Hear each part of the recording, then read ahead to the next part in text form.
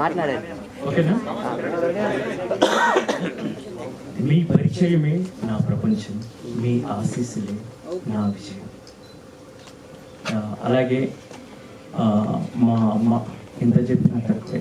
So నన్ను ఎన్నోసార్లు భరించి ఇక్కడ దాకా తీసుకుని వచ్చి ఎన్నో కష్టాలు ఆమె పడిలో నేను మాటల్లో చెప్పలేదు. ఎందుకంటే మా అమ్మ నా దైవం. ఈమె లేకపోతే నేను లేను. ఎంతో మంది నీ కొడుకు ఏమవుతాడో ఊర్లలో, నీ కొడుకు ఏమవుతాడో అక్కడికి వెళ్ళి ఏదో వర్క్ చేసుకుని అలా బతుకుతున్నాడు అనుకున్నారు. కానీ సంజోష్ ఇప్పుడు హీరో కాబోతున్నాడు.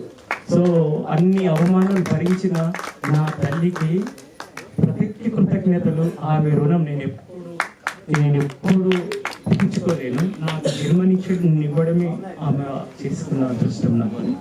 సో అందరికీ, అలాగే మా పెద్దక్క, తను ఎంత ఇబ్బందులున్నా బాధపడుతున్న తమ్ముని మేలు కోరే ఒక అక్క మాత్రం మా అక్క నీకెప్పుడు నేను రుణపడే ఉంటాను. నువ్వంటే నాకు చాలా ఇష్టం. నీ ఆశీస్సులు నాకు ఇళ్ళ కావాలనుకుంటున్నా.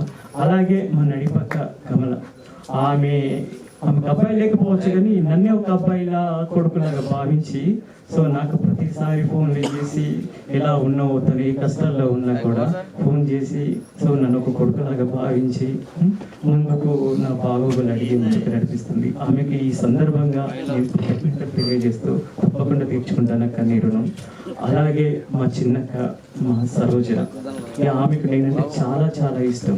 నేను ఇప్పటికి వెళ్ళినా సో ఎంతో ప్రేమతో ఎన్నో వంటకాలు, ఎంతో టోటల్ ఎవరిథింగ్ చెప్పాలంటే మా అక్కకు నేను చాలా ఇష్టం. నేను పోయినప్పుడు మంచి ఫుడ్ అన్నీ చేసి పెడుతుంది అందరికి. ఈ సందర్భంగా మా నాన్న, నువ్వు ఇక్కడ లేకపోవచ్చు కానీ నీ ఆశయం ఉంది, తప్పకుండా నెరవేరుస్తా.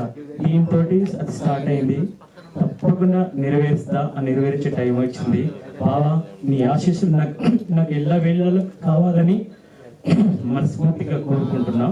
మా బావ ఇక్కడున్న మీ ఆశీస్సులు కావాలి. తప్పకుండా మరొకసారి మీ అందరికీ నమస్కారాలు తెలియజేస్తూ ఈ అవకాశం మీకు ఇచ్చిన అందరికీ నమస్కారం.